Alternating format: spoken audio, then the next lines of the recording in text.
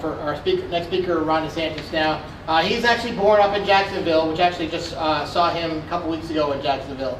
Ron DeSantis got his bachelor's degree from magna cum laude with a major in history from Yale University, which is like one of the hardest universities to get in, especially for an American. I tell you, I'm actually from New Haven, Connecticut, where I live close there, and it is not a conservative bastion at all. But he was captain of the varsity team. He receives his Juris Doctorate, cum laude, also from Harvard Law School. Again, not so difficult to get, hard to get into. While at Harvard, he was commissioned as an officer in the United States Navy. During naval service, he supported operations at the Terrorist Detention Center in Guantanamo Bay, Cuba. He was deployed to Iraq during 2007 troop surge as an advisor to U.S. Navy SEAL commander in support of the SEAL mission in Iraq. He also served as a federal prosecutor and as a military prosecutor, prosecuting a wide range of cases involving offenses such as theft of sensitive military property, corruption, child abuse, child exploitation, fraud, as well as notable cases concerning inference with military air navigation and stolen valor offenses. His military decorations include the Bronze Star Medal and the Iraq Campaign Medal. He's currently an officer in the reserve component of the United States Navy, former member of the Veterans of Foreign Wars and the American Legion. He lectures on law of war at Florida Coastal School of Law and maintains a private law practice and a business. His writing has appeared in National Review Online, Washington Times, The American Spectator, Human Events, and The American Thinker. He's the author of Dreams of Our Founding Father. Please welcome Ron DeSantis.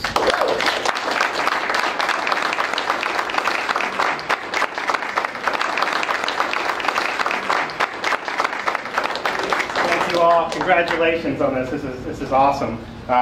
It said I was born in Jacksonville. I grew up in Central Florida, the Tampa Bay area. You want to talk about a culture shock growing up there and then ending up in New Haven, Connecticut at Yale.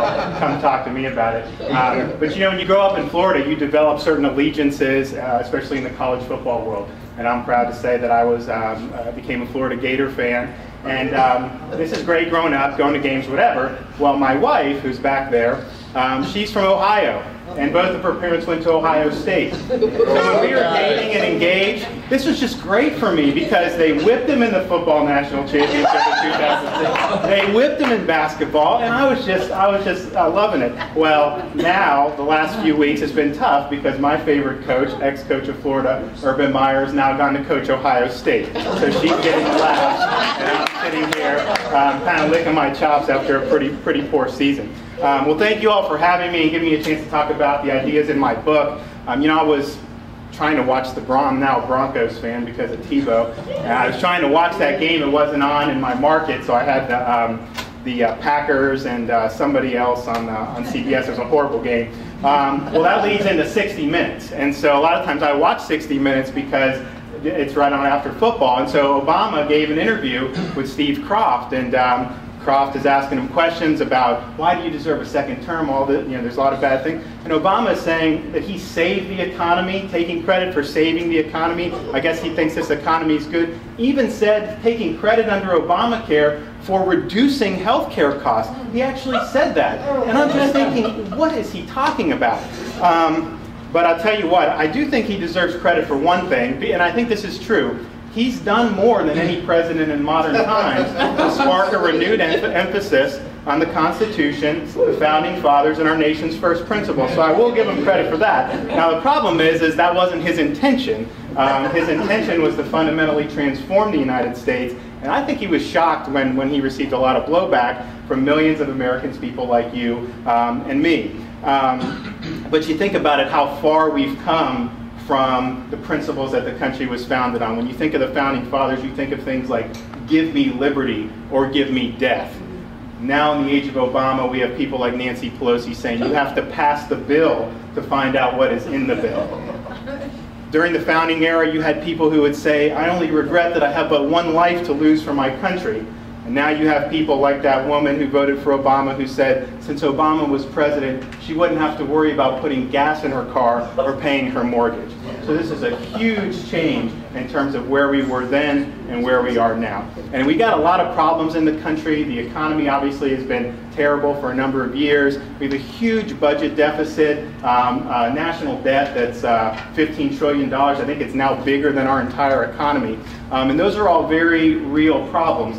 But let me just suggest that those are symptoms of what really ails us, because I think at the root of all of this lies our failure to be faithful to the principles on which the country was founded on. And I decided to write the book as was mentioned, I was in the Navy, and I was transitioning from active duty to reserve duty in 2010. This is during the high pitch of the Obamacare debate.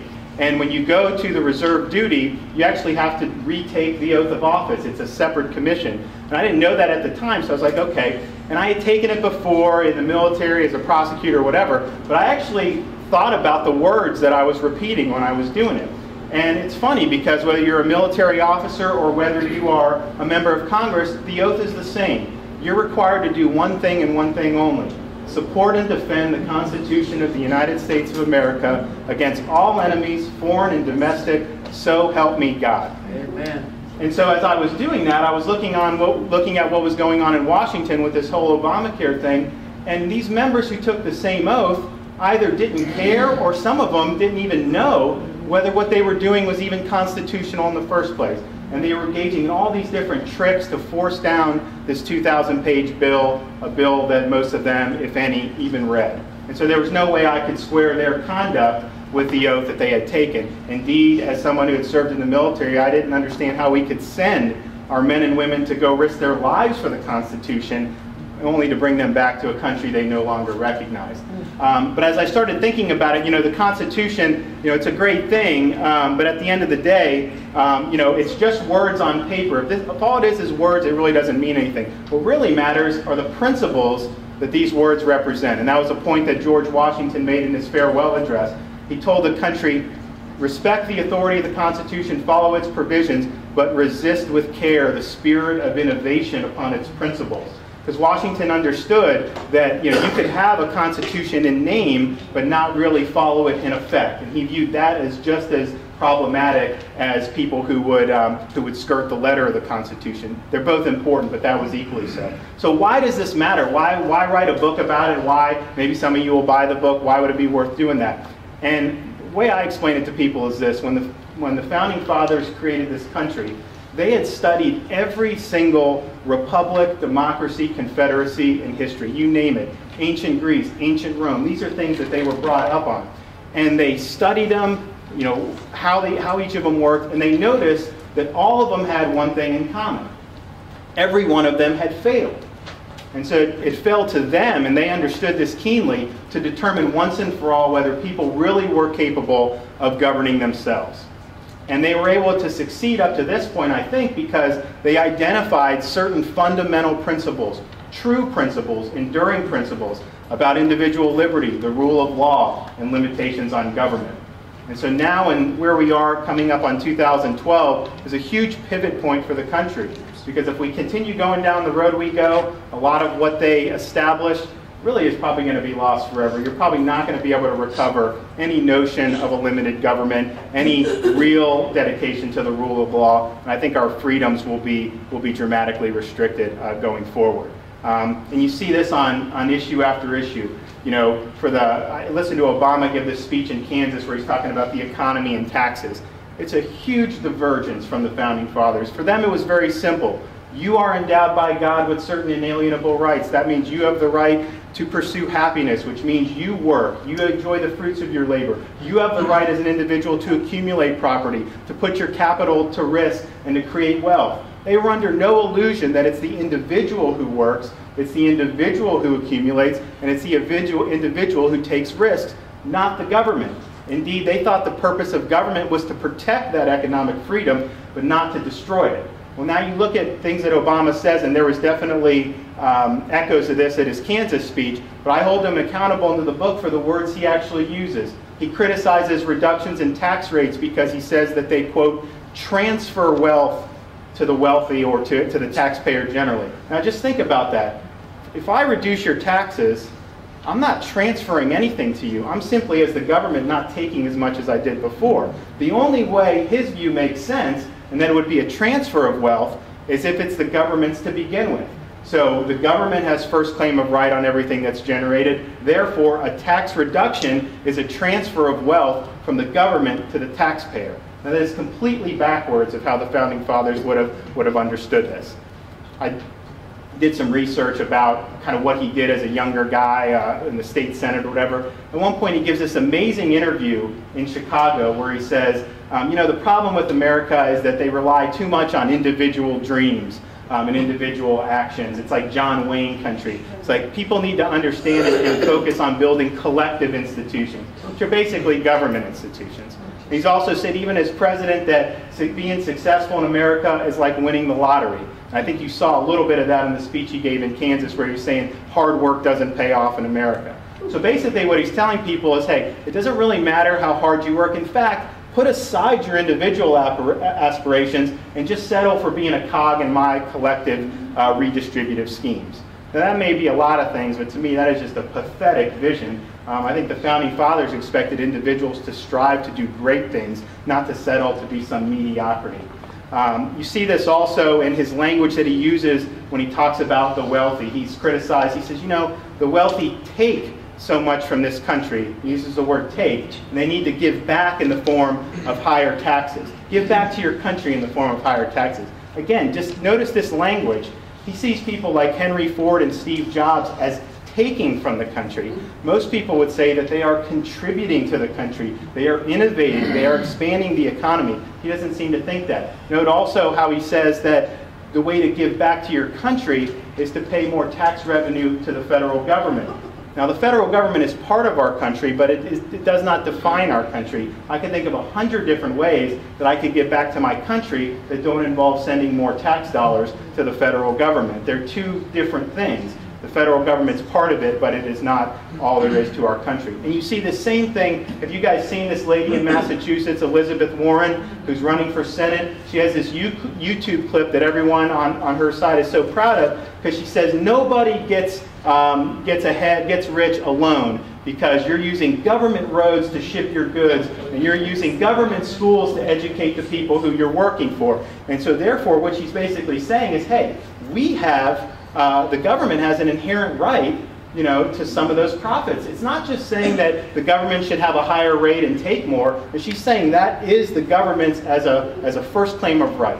Now just think about that. I mean, if I sit on my couch and do nothing, and you go out and you risk everything and you put your tears, toil, and sweat into some enterprise and you succeed, how did I have anything to do with that? I didn't do anything. I just sat here. But she's saying that people like me, if I were to just sit on my couch, would be entitled to some of the fruits of your labor. And that's just totally backwards. And notice also, we don't apply that kind of theory in any other aspect of life. I mean, for example, if somebody drove on a government road, parked outside my house, robbed me blind, I later find out that he was miseducated in a government school, would the government then come and reimburse me all my goods or anything like that? Of course they wouldn't do that. So this is basically just a theory to try to divert from individual initiative to more of a collective outlook. Now, if there was one thing that every founding father agreed with, it was that the Constitution created a limited government. They had just rebelled against George III for taxation without representation. They would have never submitted to a government that didn't have limitations on its authority. Now, when you're talking about expanding government now, it's pretty, I don't even know where to start because we see it in all aspects of the economy. But I think Exhibit A has got to be Obamacare. And particularly this idea of an individual mandate where the government can force you to purchase the type of insurance that it thinks you want to do. Now, they try to say that it's constitutional by citing the provision in the Constitution saying Congress can regulate commerce among the several states. Founding fathers thought that was an important power, and it is, because you don't want to have a trade wars erupting throughout the country. But notice what they're trying to say. They're saying that even though you're not even active, even though you're just sitting at your house doing nothing, unbeknownst to you, you're actually participating in interstate commerce, because your decision not to buy insurance may have a ripple effect throughout the economy that may substantially affect interstate commerce. Now, if you buy that argument, then there really are no limitations to what the government can not only regulate you, but indeed what they can compel you to purchase. Because your decision to purchase or not purchase a product, if you aggregate that throughout the entire country, that's going to affect all kinds of aspects of the economy. And so I think that if Obamacare stands, it really is the death knell for limited government, because you're never really going to be able to identify any outer limit of the government's regulatory power. I think it's also important, just in a larger sense, of if a written constitution is supposed to work, if it's supposed to actually be what we want it to be, words have got to have meaning. If you can redefine ordinary language to mean whatever you want, if you can take commerce amongst the several states and apply that to somebody who's inactive, doing nothing in their home, well, then the protections that are in here really aren't going to be worth as much as they should be. Joe Biden.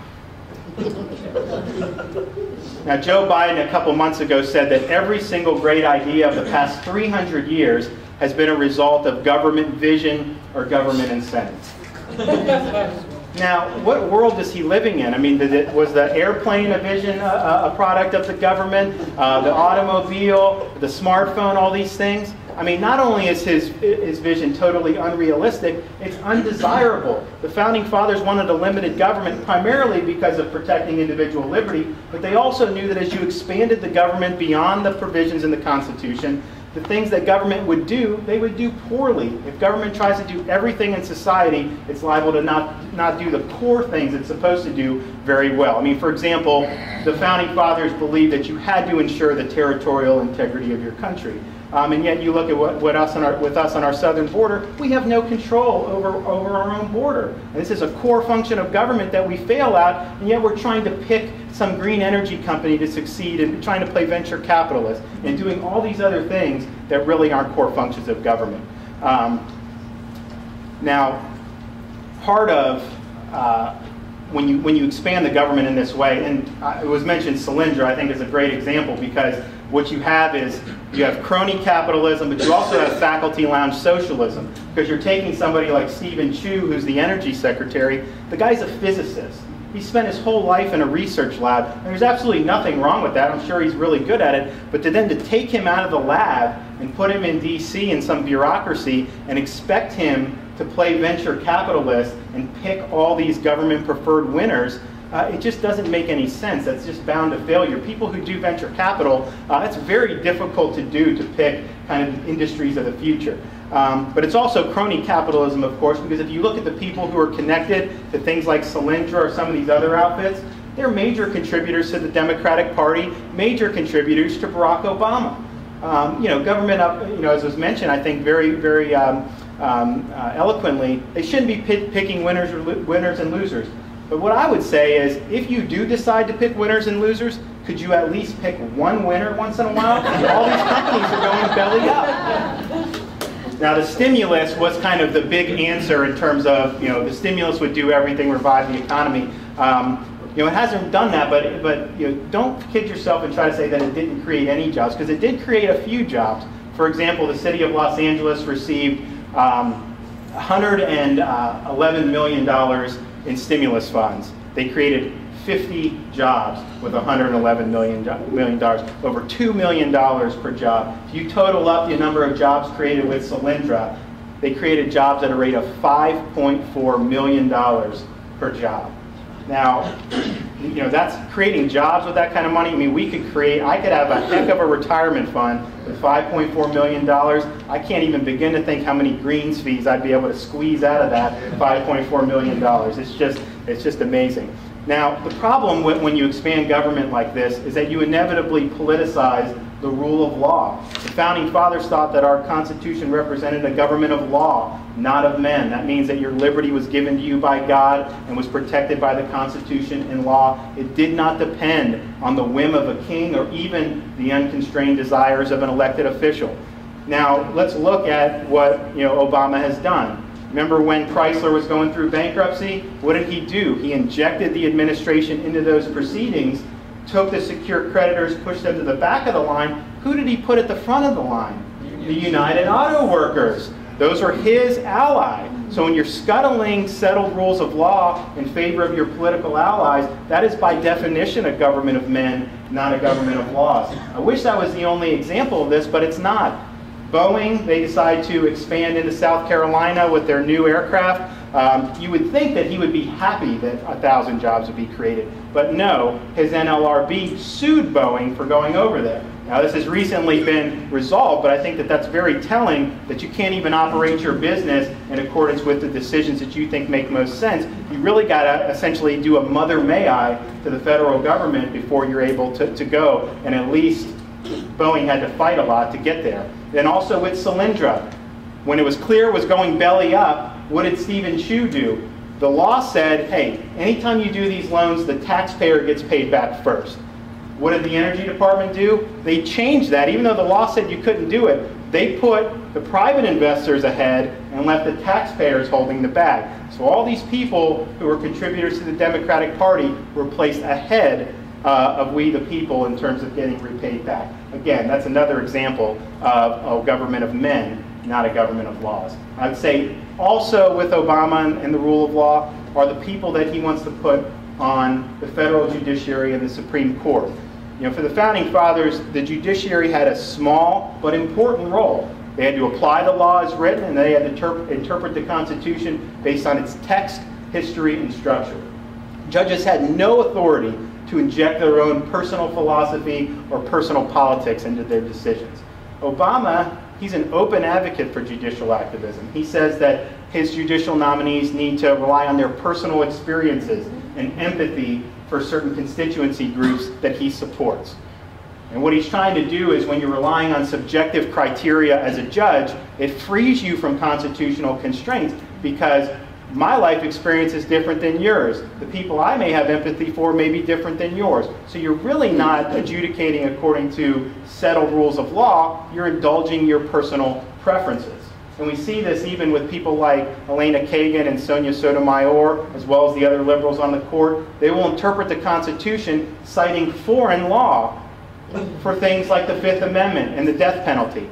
Foreign law has nothing to do with any of these things, but basically what they're trying to do is engineer the preferred outcomes. I really believe, and I just have to say, I mean, I think that all this has been bad enough in terms of diverging from what the Founding Fathers established, but it's been made worse, I believe, by Obama's really spectacular hubris. You know, Proverbs says, before honor is humility. I don't know what he learned from Reverend Jeremiah Wright, but I'm pretty certain that that was not one of the things that he learned. He's claimed the ability to slow the rise of the oceans and to heal the planet. He said that when Democrats are worried about getting voted out of office for supporting Obamacare, oh, don't worry, this time you got me, as if he would go in there and just save everybody. So this is just an inflated view of himself, and it's really a contrast to the Founding Fathers. You look at someone like George Washington, who was the most spectacular founder when the Constitution was created. He had already led America to victory. He surrendered his sword at the Constitutional Convention. He was a living icon. And yet when he takes that oath of office as the first president, if you read his inaugural address, he doesn't talk about how great his achievements are. He doesn't use it to reflect on himself. He talks about how he didn't have any experience in government. He was worried about making mistakes, that he had inferior qualities, that nature endowed him with inferior qualities, and he was begging forgiveness of the country for any bad decisions that he would make.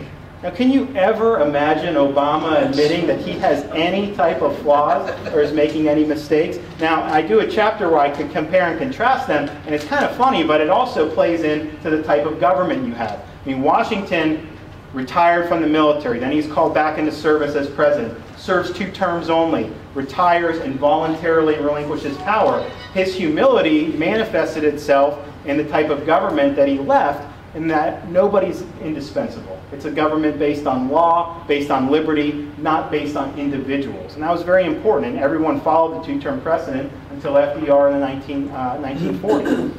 Obama, on the other hand, he's got this inflated view of what he can do and what government can do, and that fuels his desire to get the government involved in a whole bunch of different aspects of American life, which is kind of ridiculous. He's never run anything but a law review, and yet he thinks he knows how to run your life better than you. He thinks that he knows the health insurance that you should buy better than you, or at least he's willing to delegate that decision to Kathleen Sebelius so she can tell you what type of health insurance you should get.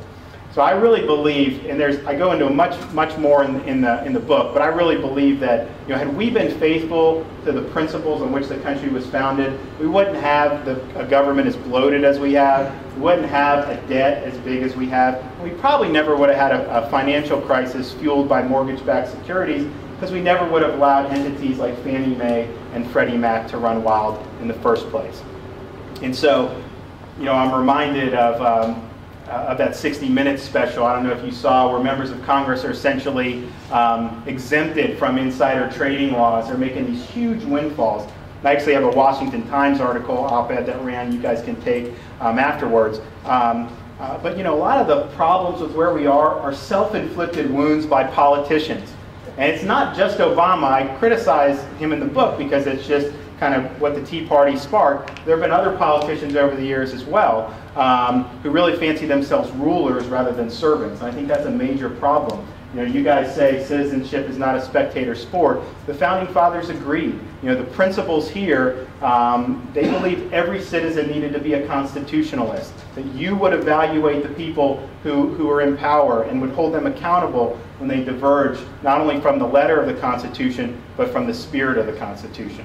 And I'm reminded of a speech given by a founding father named Gouverneur Morris, who was, he wrote the preamble to the Constitution. He spoke out against slavery at the Constitutional Convention, and he gave a speech about a decade after the Constitution was written, talking about, what would it take to have a great country. And he talked about the need to have a national spirit, based on liberty, based on certain fundamental principles. And he said that he looked forward to the day when in the remotest regions of the world it would be sufficient to command respect simply to say, I am an American.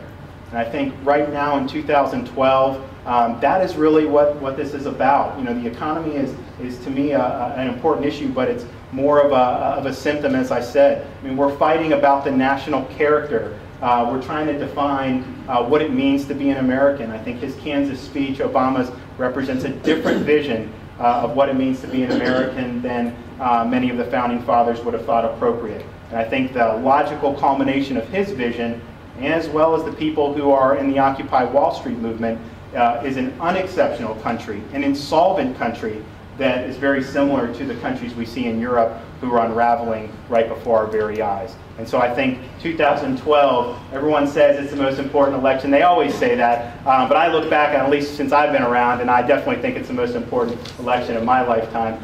Many of you want to leave a better future for the people who come after you, your kids, your grandkids, and I think that that's absolutely appropriate. I agree. But I also, what motivates me is to do justice to the people who've come before us.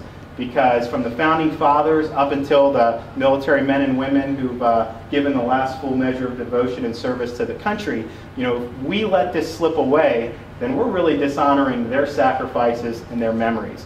And so in closing, I'd say I think it goes all the way, you go right back to the Constitutional Convention. When Benjamin Franklin walked out of there, he was asked by a woman, Dr. Franklin, what kind of government have you given us? A republic or a monarchy? He said, a republic, ma'am, if you can keep it. And so 2012 is about if we can keep it. So thank you very much.